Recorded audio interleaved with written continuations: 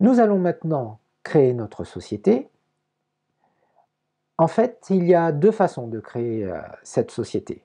Soit en passant par le menu Préférences de l'onglet principal d'OpenConcerto. On clique sur Préférences, une fenêtre développant les préférences du logiciel s'ouvre. Il suffit de cliquer sur Société et remplir les différents champs qui la composent. Ensuite, on clique sur Appliquer et lorsque l'on fermera le logiciel, la société ou les modifications que l'on a faites seront alors enregistrées. La deuxième façon de créer la société est de passer par l'onglet Structure, de cliquer sur Nouvelle société et de remplir les différents champs.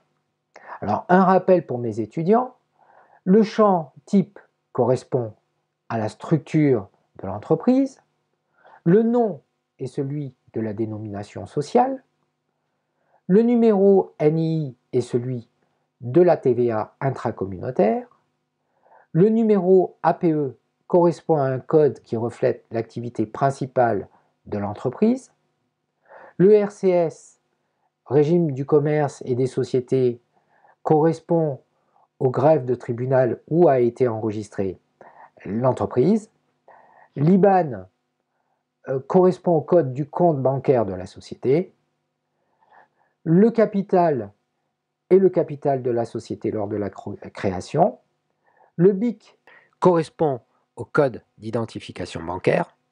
Première remarque, lorsque l'on passe sur certains onglets, on voit qu'ils jaunissent plus ou moins. Ce sont les champs que nous devons obligatoirement remplir. Quelques remarques concernant le remplissage des champs. La ville,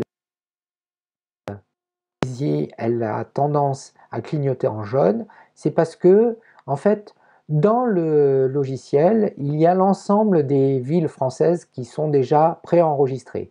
Donc, il suffit que je clique sur Béziers 34500, le choix qu'il m'a proposé, pour que l'affichage jaune n'apparaisse plus.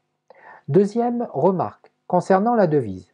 Si l'euro n'apparaît pas dans la liste déroulante, alors vous cliquez sur le plus et vous recherchez l'euro. Voilà.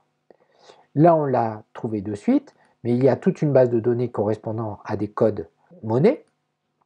Le taux sera 1, c'est notre taux de base, le taux commercial identique, et il suffit de l'ajouter pour que la devise euro apparaisse. Dernière remarque, mais relativement importante. Il est possible que lorsque vous utilisez OpenConcerto, vous ne puissiez pas cliquer sur la date de l'exercice, date de début ou date de fin. Dans ces conditions, il vous faudra cliquer sur Comptabilité, Assistante clôture.